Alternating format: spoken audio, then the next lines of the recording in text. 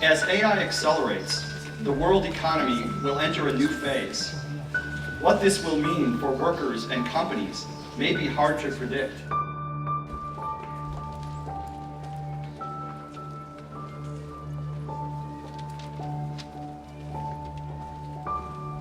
AI is going to impact the job market more and more as computers get better at many of the tasks that people do in the workplace. But there will continue to be a need for people to supervise and work with AI technologies.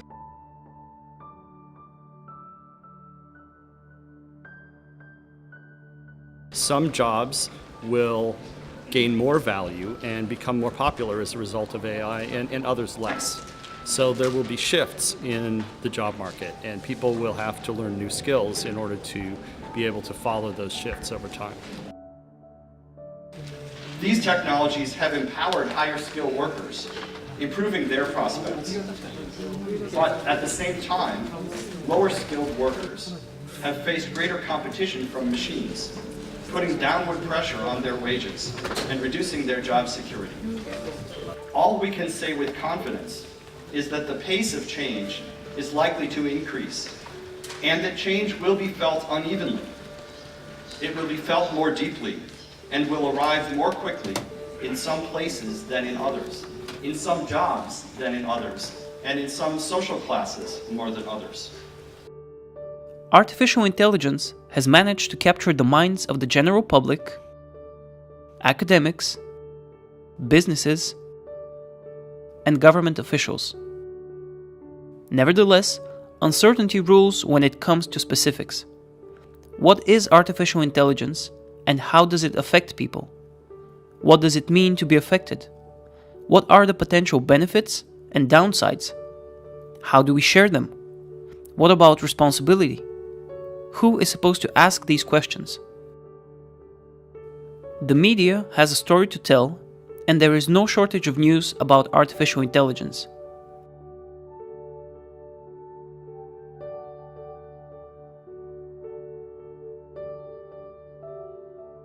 Artificial intelligence shows up in the news with regards to consumer electronics that are used by billions of people, such as smartphones, TVs, and recently even voice assistants.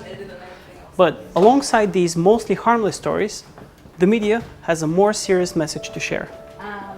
Robots will take our jobs. As tech giants like Google and IBM invest time and resources to develop systems with artificial intelligence, other less visible businesses have been making use of what's available for some time. In the beginning of 2017, a Japanese insurance company replaced 34 workers with artificial intelligence, which caught the media's eye. IBM's vision is for artificial intelligence to augment human creativity and assist productivity at work. But how do we get there? How do we become Sherlock to IBM's Watson? Reading about AI and how businesses use it can only give us theoretical information. What lies beneath that information is knowledge and experience, and a good way to gain them is to engage with a specific case. An opportunity revealed itself with Fukuoka Mutual Life Insurance and their implementation of AI. When we found out that they were replacing workers with IBM's Watson Explorer, we had to make a choice. That choice put us on our path to Japan to interview employees of the company. In the meantime, unexpectedly, an informant tipped us about an international forum taking place in Tokyo University. What this forum did was to start a conversation between many different stakeholders about the opportunities, challenges, and uncertainties of AI. Initially, we were to simply attend the conference, but after looking at the list of speakers, we decided to approach as many policymakers, academics, developers, and entrepreneurs as we could. That's how we ended up talking to Professor Edward Felton. His focus on policy presented a politically experienced perspective.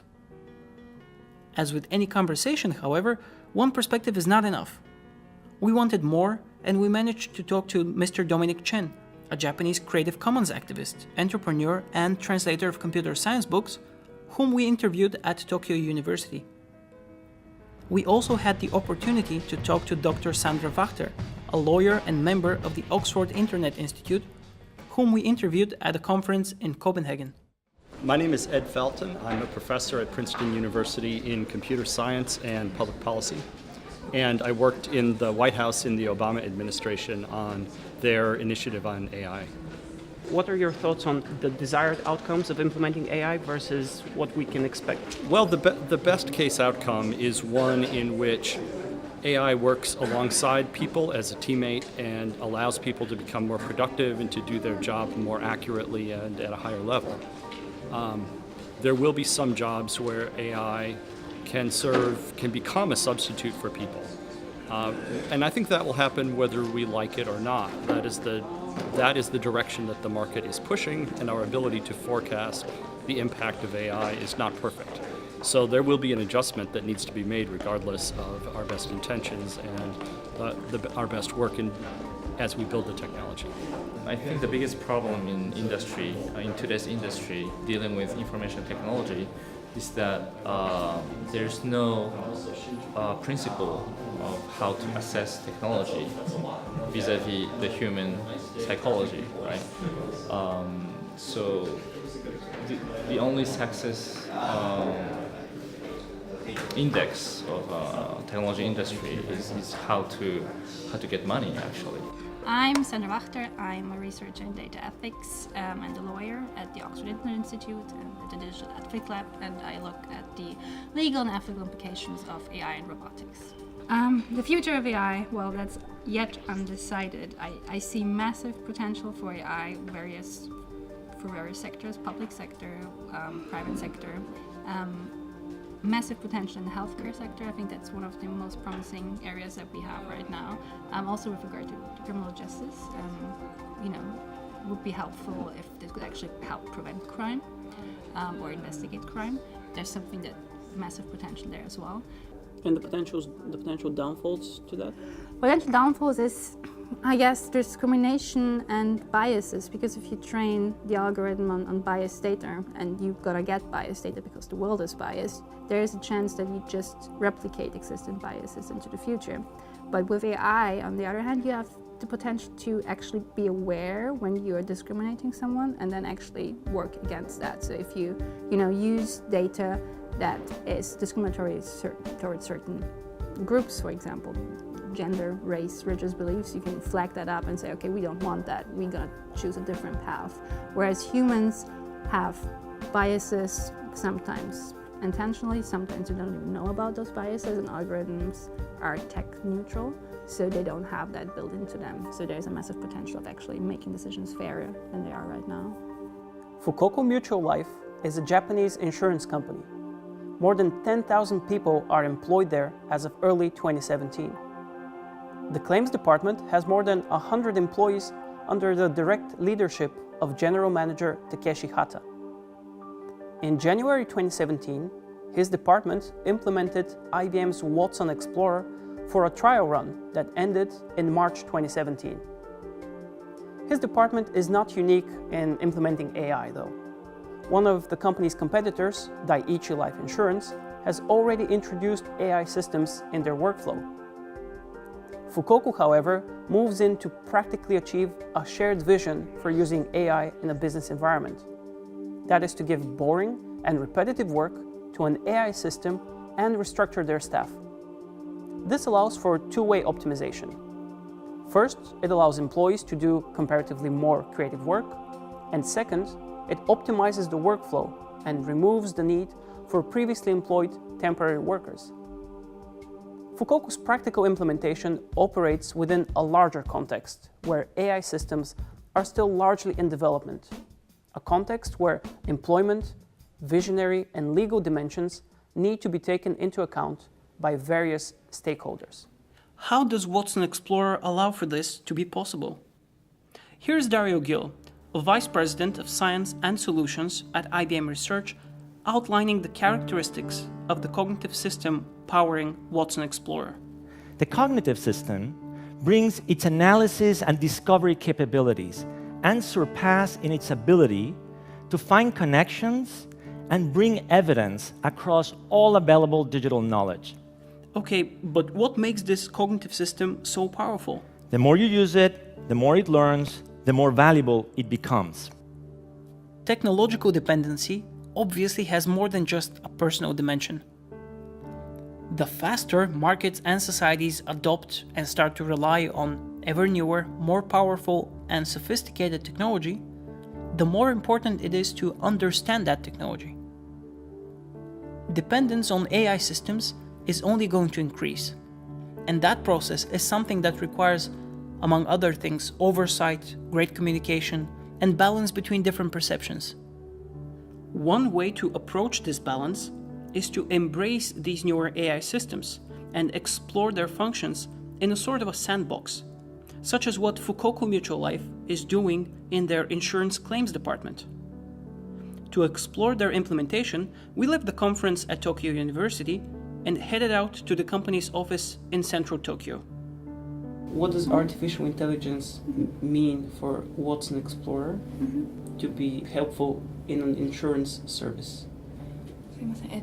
ワトソンエクスプローラーがどのように御社にとって貢献しているかっていうことについてお伺いしたいです。AI としてね。はい、AI として。で、ここに書いてある。They consider AI as a human being and then to work as well as human beings does. 同じような回答をしてくれる。IBM's Dario Gil shares his perspective on why an implementational approach like the one Fukoku employs is useful. It will help us have a dialogue with each other and with the system as a co-participant, because it is being designed to allow us to compute together across many different physical spaces. Keeping these points in mind, we needed to ask a few more questions. How did you choose Watson Explorer? How did you choose to implement Watson Explorer? どのような過程を経てワトソンエクスプローラーを導入に至ったかっていうことについてご説明いただけますでしょうか。で、これを使いましょう。お願いいたします。We found out that Watson Explorer was used to process doctors' prescriptions, analyze complaints, and issue insurance payments. We also found out that it wasn't the first IBM product that Fukoku Mutual Life uses. IBM Content Analytics has been in operation for 5 years before the addition of Watson Explorer was agreed upon. So, how did that happen? What was your relationship with Fukoku Mutual Life so that they can start using the Explorer function? もうその ICA というかWEX をすぐ購入いただいていたので ICA was introduced by Fukoku as a tool to analyze the customer voices and then data. When Fukoku needed to improve the system, IBM introduced new applications. As part of a standard procedure, IBM offers artificial intelligence services that Fukoku can choose from. After using one of these services, called IBM Content Analytics, for around 5 years, Hata-san approved the addition of Watson Explorer on top of IBM Content Analytics to boost his department's productivity even further. Even though different companies approach their market in a different way, they do share a lot of similarities, pursuing customer satisfaction, profits, and workflow optimization, for example. When Fukoku implements Watson Explorer, it does so for a specific set of reasons that reflect the company's philosophy. What makes the Explorer function valuable and useful for Fukoku Mutual Life? 新しいエクスプローラーの機能、どういうふうに価値があるものなのかとか、どういう価値がついてくる。IBM さんの視点でどうですか。New function of Explorer makes their work at the Fukoku more efficient and then also diminish the work itself. まあやっぱり導入当初はすごくいっぱい見ていたものが明日から見ない。Overall, their colleagues were really happy to diminish the work rather than disappointed or hopeless to their work could be stolen by AI. Because they spend a huge time dealing with the complaining, and then his previous department has a few people to work on the complaining, so they were pretty happy. The primary reason for using Watson Explorer is to almost completely automate the handling of unstructured insurance claims, like personal requests and doctor's prescriptions that usually people have to go through. When employees are left with 200 instead of 2,000 claims per day, it appears that Fukoku is trying to make good on its mission to address employee satisfaction. The other two parts of the company's mission, namely to protect customer benefits and to contribute to society, somehow appear to stem from that healthier work environment and high employee satisfaction rate. Can you tell us what kind of effect does Watson Explorer have on the working culture within the company? なんか御社に特別なやはり日本特有というか会社のカルチャーっていうものがあると思うんですけど、それに対してこの AI 導入っていうものはどういうふうに関わってきますかっていうことについてお伺いできますか。カルチャーかその前に多分御社の社風と申しますか、そういうものをその前にじゃあどれくらいベネフィットっていうのは、はい、多分このページが多分一番わかりやすくて。Fukoku has a vision of cutting down on what it calls the 3 Ds of work: dirty, dangerous, and demeaning. As the first two do not really apply for an insurance claims department, they focus on addressing the demeaning aspects of what they call robotic kind of work. Implementing a system like Watson Explorer needs more than just a business approval, though. We asked one of the engineers who actually performed the implementation to tell us a bit more about the process. How do you learn to trust the decisions that Watson Explorer makes? このワトソンがしたその作業とかお仕事をどういうふうに信頼していくのかっていうことについてお伺いできますか。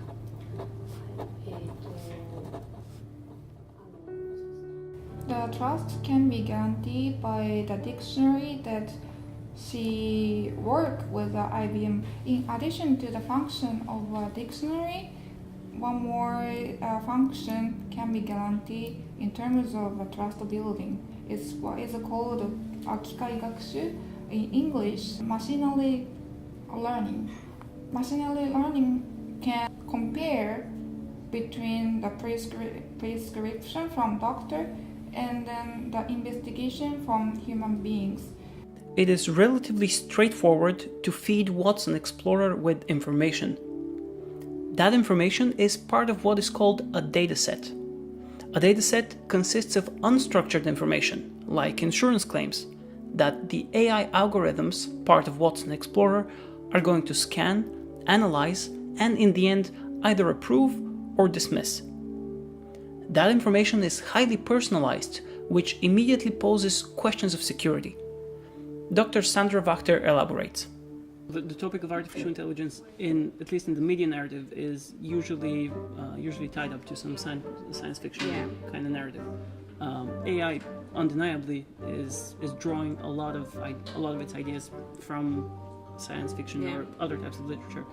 In your opinion, the solutions to these societal employment problems, where do they come from?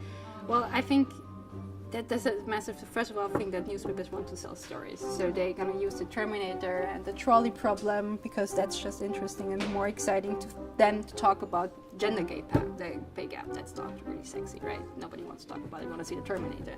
So the whole discussion is about some future that is, 200 years from now. Who cares about that? I don't care what's going to happen in 200 years. I want to solve the problems that we have right now. And one of the problems is we need jobs, we need security, we need to make sure that algorithms are being used in the right way. If we deploy algorithms in critical infrastructure in the criminal justice sector, or for, power plants, those are the critical things, because if that fails, then we are screwed. So that's more important than to think about whether Terminator is coming or not. The field of artificial intelligence is still relatively new. The benefits and downsides related to it are, in general terms, rather unknown. Besides talking about these possibilities, the academics and policymakers discuss foundational topics like identifying stakeholders or who is involved in the development of AI, and specifics for productive interaction, or ways in which these stakeholders can actually work together. When the engineers and developers work on creating AI systems, and when social scientists work on creating methodologies to counter that, all of this happens within a framework. It's usually a legal framework or a political framework. How do policymakers approach this divide between developers and social scientists or users? The work needs to happen in both the technology development and in social policy. Social policy needs to look at what is happening, but the development of the technology is done by engineers directly. And so there needs to be an interaction between social policy and between all of the stakeholders in society and the folks who actually build the systems. Ultimately, you need to get people together in a room and speaking to each other about what is possible and what the goals are. You need to reach a consensus, and that requires policymakers to convene the different groups, the different stakeholders, and to facilitate a conversation. It's that dialogue which happens both as part of the formal policy process and also informally around it that is needed to understand what each party needs. Discussions about who develops AI inevitably lead to the ways in which AI is being developed.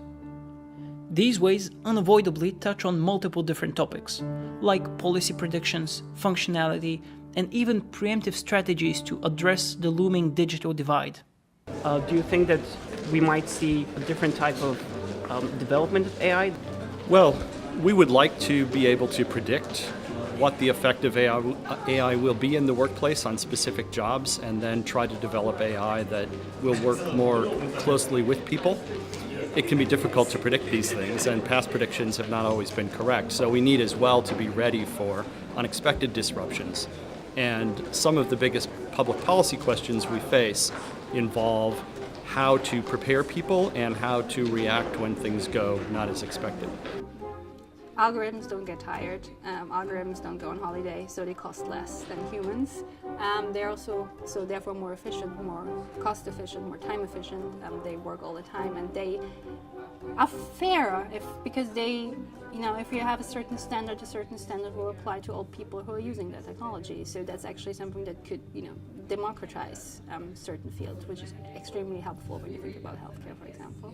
What are your thoughts on the connections between the everyday and the developer life, if we can call it like that? Well, I think the ideal situation, however, that's impossible for the society, is that everyone becomes a developer. So, because creating an algorithm is the best way to understand what it does to your mind, because you just know how it works, right? So I think the best way to understand what artificial intelligence or any deep learning algorithm does to your mind in everyday life is to start coding. Simple, but which is a very kind of brutal proposition. I can't ask my mother to start coding deep algorithm, right? So we need to create some sort of common protocol to understand what deep learning is without coding, and I think that's what only engineers and developers can do right now, and I think they are the best people to do that job. A few years from now, we might look back on the current type of propositions on how to address large-scale AI usage and consider them to be too limited.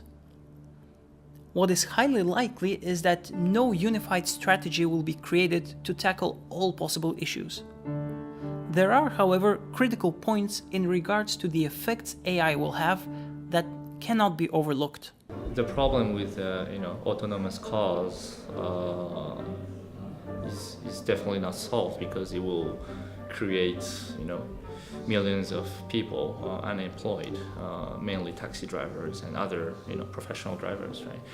And some people say, well, maybe those people will be unemployed temporarily, but there will be new other jobs created because those tough jobs are being replaced by AI. But that's too much easy to say. So if you really think so, give me a plan, give me a concrete plan. So I do believe there's going to be a huge digital divide between people who can adapt to the artificial intelligence predominant society and those people who won't, especially elder people. And so I think it's really crucial for the younger generation to have it's very hard to explain this, but a kind of physical understanding of what algorithms are. So that's what I was talking about earlier when I was talking about coding is the best way to understand what code does. The principle of automation is to have less workers. So there will be a gap that needs to be filled. So a couple of countries are discussing universal basic income. That was also discussed on European level.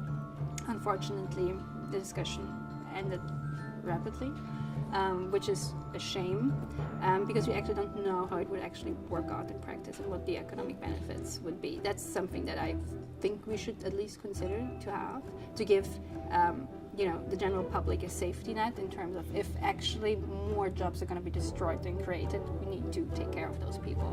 I do believe there's a gap in places like here. So there are people who code and there are people who don't code. And it's very hard to synchronize the topic of discussion when you don't have the same physical sensibility toward what technology does to your body or your mind. So I think it's very crucial for the younger generation to have both a very high sensibility toward coding and also to have a right balance of the richness of the whole physical natural world. One of the main potential benefits of using AI systems across the world's economy is prosperity. And prosperity is a goal that is larger than any single person. It spills out across groups of people, from the present to the future to our descendants. To walk that road, we must ensure the clearest possible message of utilizing the high-tech systems we have access to today in a way that will not neglect basic human needs and characteristics. So I have a 5-year-old kid, and I gave her a kind of small computer. So she now tried to learn how to operate a Linux computer, so she can change, directory. She can create new folders, stuff like that. 5 years old, isn't it unbelievable? But at the same time, I don't want her to always, watch YouTube on her iPad, because that will create a kind of a vicious circle between her interaction system. Meaning that iPad or like iOS and smartphones are too kind of too strong as a stimulus for those kids. So it's almost addictive. So I think I want her to start playing with smartphones when she gets about 15 years old, 16 years old.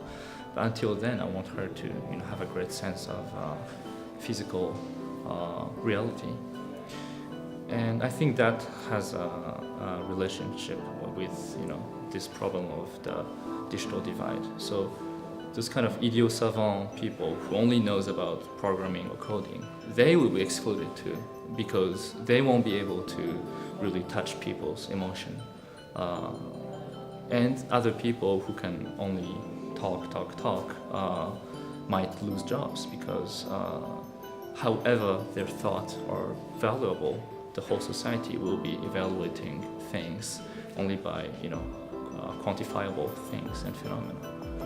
So it's really hard for all of us, I think.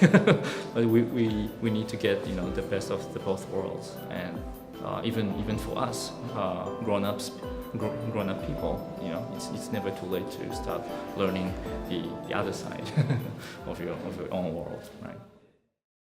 We've been through what experts like Professor Edward Felten, Dominic Chen, and Dr. Sandra Wachter have to say about the impact of AI systems on societies and businesses. We have compared that with Fukoku Mutual Life's implementation of Watson Explorer. We need to make a few points. First, employment is crucial. Watson Explorer is a challenge to what constitutes a valuable job, because it performs analytical work that is traditionally reserved for people. That may sound unnerving because there are a lot of unknowns involved. But to paraphrase US economist David Autor, AI complements what it cannot automate. Whatever notion we choose to endorse, a more optimistic one, a more pessimistic one, or anything in between, Watson Explorer's added value is a strong case for rethinking employment paradigms. Second, there are the visions and goals for artificial intelligence. In Fukoku's view, Watson Explorer should take care of the 3 Ds of work: dirty, dangerous, and demeaning. By doing that, it is supposed to free up time for people to do more creative and potentially more productive work. According to some employees, that has actually happened in Fukoku. It is unknown if similar results can be achieved on a larger scale. It is even unknown if these results can and will be maintained or developed over time. What is important is for this goal to persist in a meaningful way that will have practical benefits. Third, there is the legal perspective. When jobs traditionally done by people get automated, the operating legal framework must address this issue by protecting the people. It must address the limitations of Watson Explorer and similar AI systems, what they can and cannot do, how they should operate and cooperate with people. All that should be a legal discussion point. Reports on how AI is viewed by governments and organizations, like the US and UK 2016 reports and the Danish Siri Commission's 2016 report, play a part in the legal conversation around AI. Fourth, we have responsibility. Who manages and who is supposed to manage the way people and AI systems cooperate? Shared responsibility is a vague term, so governments and international organizations like the UN should have an official position. Businesses that use or are affected by AI should also be conscious about how they operate AI systems and the effects that that has. Academics who research AI and media organizations that report on AI should have a high standard of information quality. An important point to make is to keep developers of AI systems, be they independent programmers or part of multinational corporations, aware of their responsibility that they have for how their programs are being used. Fifth, implementation. How does Fukoku Mutual Life put Watson Explorer together in their specific business environment? First, they use IBM Content Analytics. They get their employees adjusted to a different workflow. Then, when the technology is ready, they implement Watson Explorer to further optimize their workflow.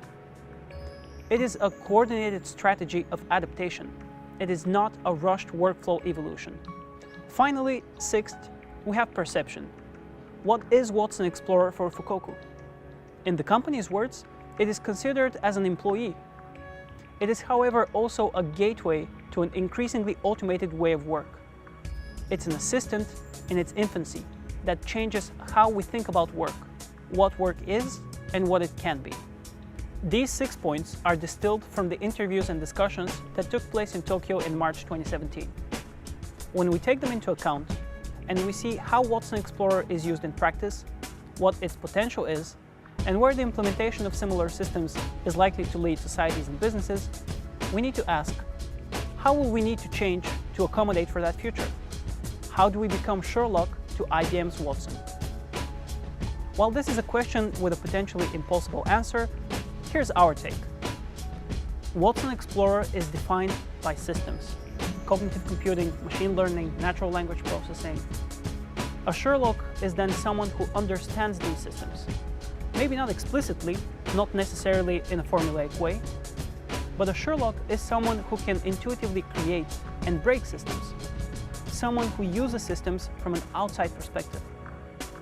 Sherlock is everyone who cannot, or is still yet unable to, understand the mechanisms of his or her creation, and yet can create if he or she chooses to. So again, how do we become Sherlock to IBM's Watson? Well, we have to keep learning about ourselves to provide an answer for this question. We have a good idea of what Watson Explorer is, what it's being used for, and what its potential impacts may be. Based on that, we proposed an idea about what qualities a so-called Sherlock must have. Okay, but where do we go from here? Unlike a well-thought-out algorithm, there are no predefined instructions to follow. So what do we do when we don't know what to do? We ask ourselves, our peers, we ask the people outside our own circles.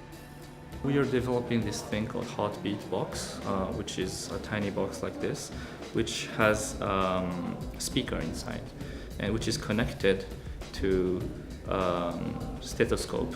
So you can just put the stethoscope to your heart, and the box will start vibrating like your heart. So this idea was initially conceived by an artist, by a woman artist. She's a Japanese person. And then she asked her engineer friends to how to build this thing. And then it went on, it took other steps, and it became a workshop, a public workshop. So we invited lots of people who didn't know each other, so like in this kind of place. And we asked them to exchange their heartbeat instead of their name or business card. Small-scale examples like the Heartbeat Box project have the power to reflect a larger message. We shouldn't just reach out. We need to learn from those who are different and teach them what we may think is obvious. Most importantly, we must try to understand aspects of the ever-changing environment around us and adapt, create, and improve. But do so with a purpose. The amount of information that we are dealing as a society as a whole is just overwhelming any expectation that the engineer designers were thinking about when they were implementing those technologies. So I think there's not much need to overhype about that danger or like that, you know, euphoria, but just stay calm. Ever since the inception of AI systems until the present day, their goal has mostly revolved around assisting people, freeing up time for more productive work by eating up the repetitive and automatable jobs. It's difficult, if not impossible, to come up with a similarly straightforward definition for the purpose of human beings. What we are left with is to keep searching for that purpose, either by ourselves or with the ever-improving assistive technologies that we have at our disposal.